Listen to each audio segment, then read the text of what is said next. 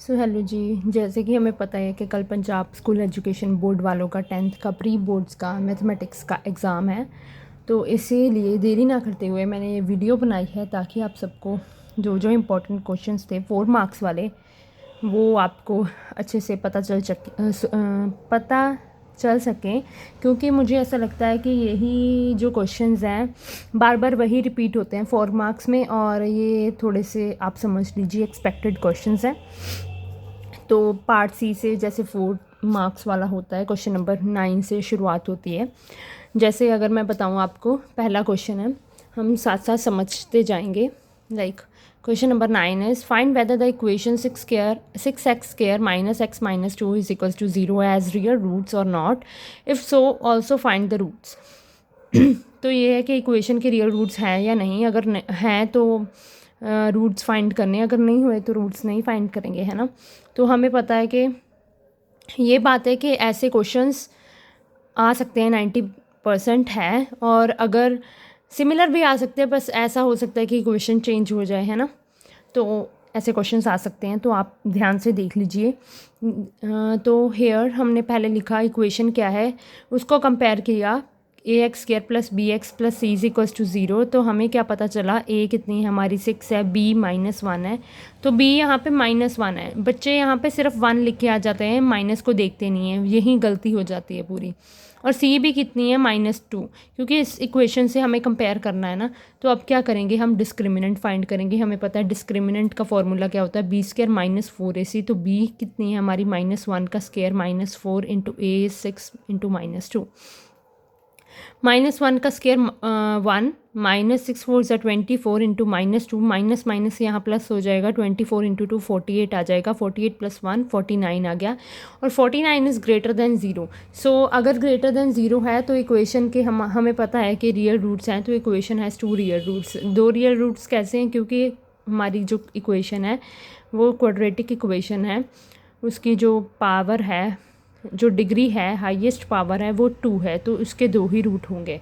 तो अभी क्या करेंगे, हम क्वाड्रेटिक फार्मूला हमें पता होना चाहिए, x is equals to -b plus -b root b² minus 4ac upon 2a। तो x is equals to minus यहाँ भी है, और b कितना है, -1, तो यहाँ भी लिखेंगे plus minus root -1² -4 into 6 into -2 upon 2 into 6। तो इसको सॉल्व करके हमारे पास आ जाता है -1 का प्लस हो गया, प्लस माइनस कितना आ गया हमारा, 1 का स्क्वायर माइनस ये सारा आना था √49। तो √49 हमें पता है 7 होता है, तो 7/12 आ गया। तो x हमारे पास कितनी आ गई, एक आई है 1 प्लस 7/12, और एक आ चुकी है हमारे पास, ये देखिए, एक आई है 1 प्लस 7/12 और दूसरी आई है 1 माइनस 7/12। तो 1 प्लस 7/12 कितनी होगी, x इज इक्वल्स टू 8/12, और 1 माइनस 7/12 होगी हमारी -6/12। इसको हमने कट कर दिया, तो हमारे पास एक x आ गई 2/3 और दूसरी -1/2। तो हमारे पास ये क्या है, रूट्स आ गए हैं। Roots of given equation are 2/3 and -1/2। और अगर हम इसी वाले चैप्टर में से एक इम्पॉर्टेंट क्वेश्चन की बात करें, तो ऐसा क्वेश्चन भी आ सकता है, find 2 consecutive positive integer sum of whose square is 365। Consecutive बोला है तो कंसेक्यूटिव लेंगे। कंसेक्यूटिव का मतलब क्या है, अगर एक नंबर 1 है तो दूसरा नंबर कितना होगा, 2 होगा।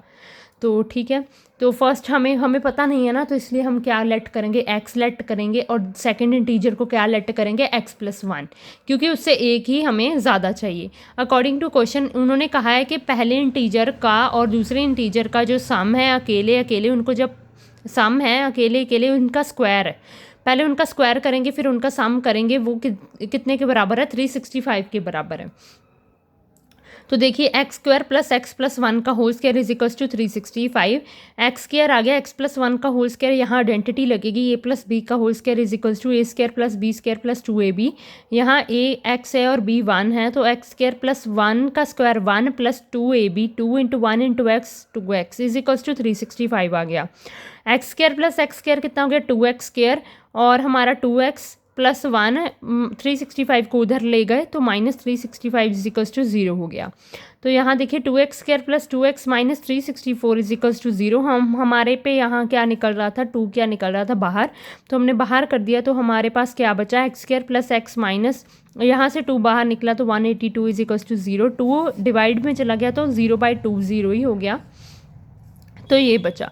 इसके लिए हम फैक्टराइजेशन करेंगे। फैक्टराइजेशन आपको आती होगी। पहले हम इसको 182 को x² के साथ मल्टीप्लाई करेंगे तो -182 x² आएगा और प्लस माइनस करके हमारे पास x आना चाहिए। तो हमारे पास 2 रूट बन चुके हैं, x² + 14x - 13x - 182 is equals to 0। तो इनमें से हम क्या निकालेंगे, x कॉमन निकालेंगे, x + 14 - 13 x + 14 is equals to 0 और x + 14 आ गया, ये x - 13 इज इक्वल्स टू 0। तो हमारे जो रूट्स बन रहे हैं वो है x इज इक्वल्स टू -14 और 13। बट x हमने यहाँ पे कहा था कि पॉजिटिव इंटीजर चाहिए, तो x पॉजिटिव चाहिए था, तो x 13 ही आया और x + 1 कितना आ गया, 13 + 1 14 आ गया।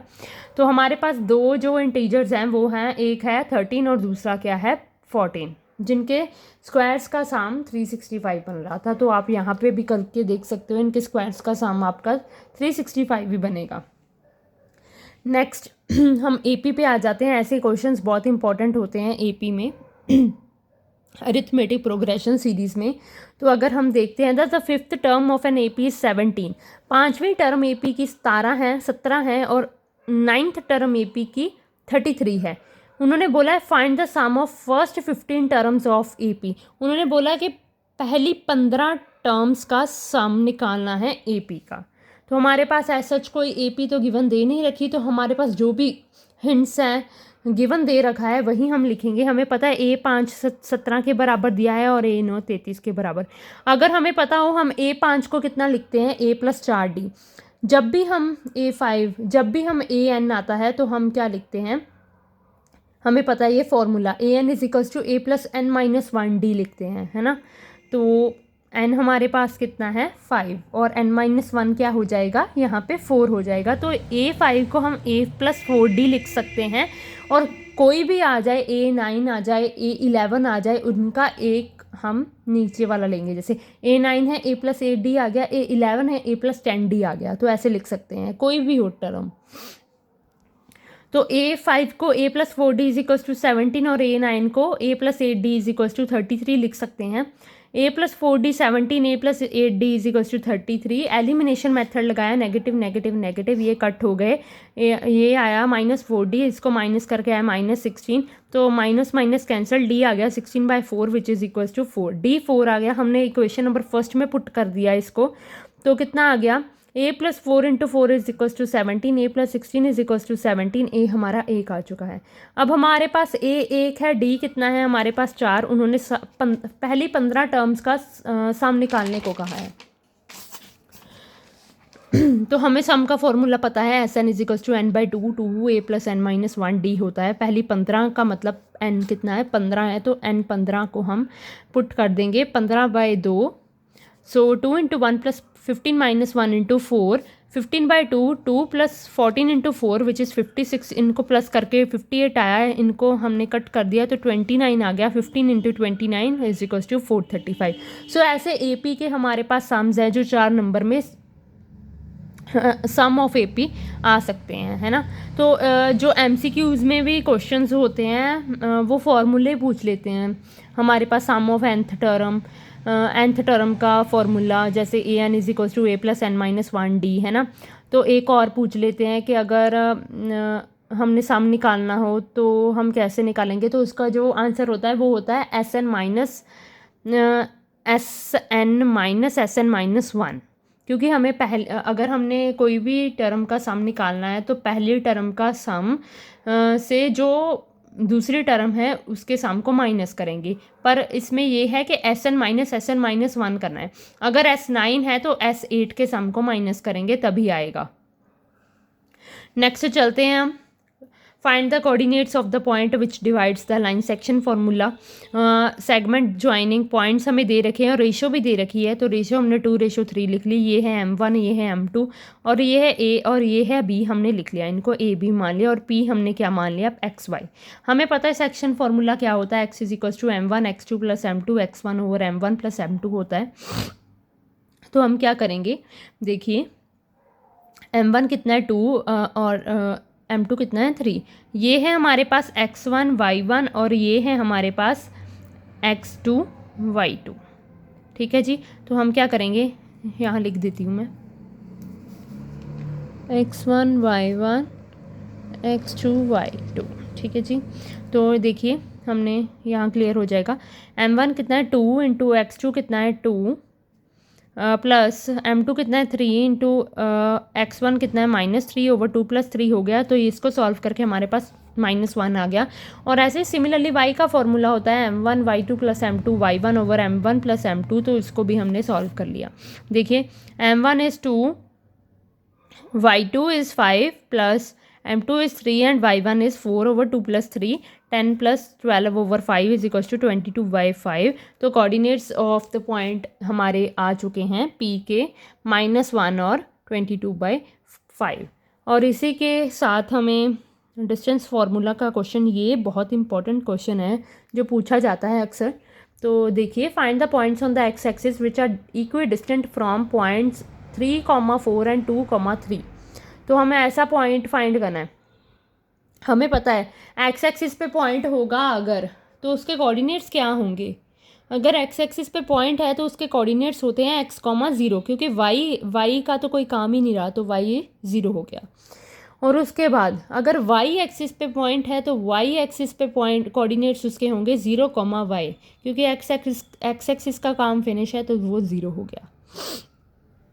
तो अभी ये देखते हैं कि पॉइंट ऑन एक्स एक्सिस, तो हमने लेट पॉइंट कर लिया P(x0).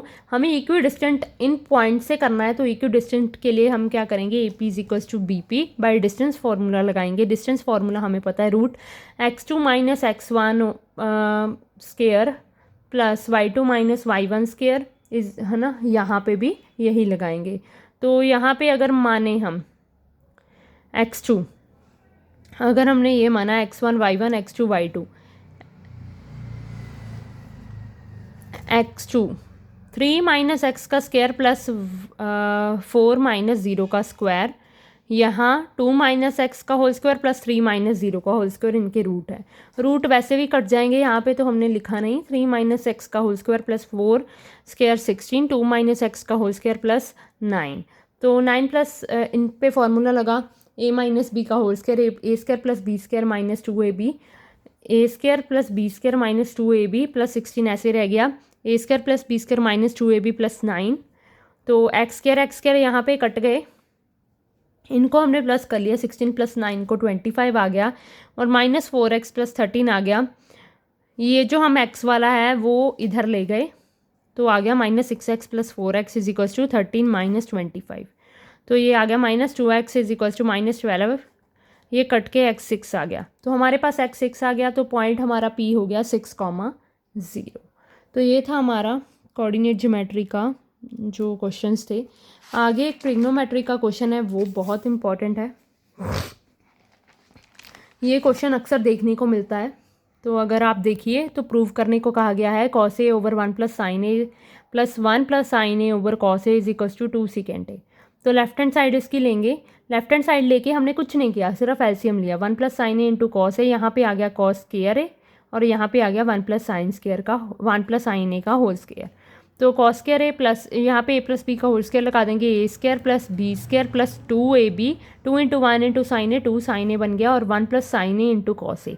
तो यहाँ पे आएगा cos square A plus sin square A को इकट्ठा कर देंगे ताकि आइडेंटिटी बना सके। 1 + 2 sin A ओवर, ये ऐसे ही रह गया। cos square A plus sin square है, हमें पता है 1 होता है, 1 + 1 + 2 sin A over 1 + sin A cos A।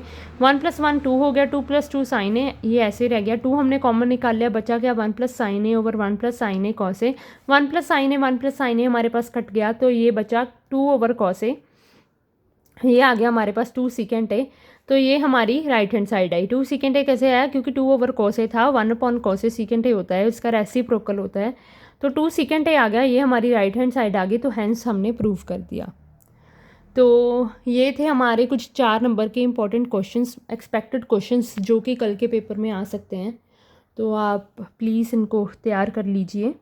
And ये है कि और एक है 6 मार्क्स में, आपको पता है कि इसी में ग्राफिकल मेथड वाला आपको इक्वेशन सॉल्व करने को आएंगी। एंड आपकी Thales theorem, BPT, basic proportionality theorem, वो तो पक्का ही आती है 6 नंबर में। एंड जो एक 10.12 में भी है आपकी थ्योरम सर्कल्स की, वो भी। तो आप थ्योरम्स तो ज़रूर तैयार कर लीजिए। एंड होप आप सबका पेपर अच्छा हो। एंड अगर आपको थोड़ी सी भी हेल्प मिली हो मेरे कंटेंट से, तो please like, share and subscribe. And मेरी वीडियोस देखते रहिए। And thank you so much. Bye bye.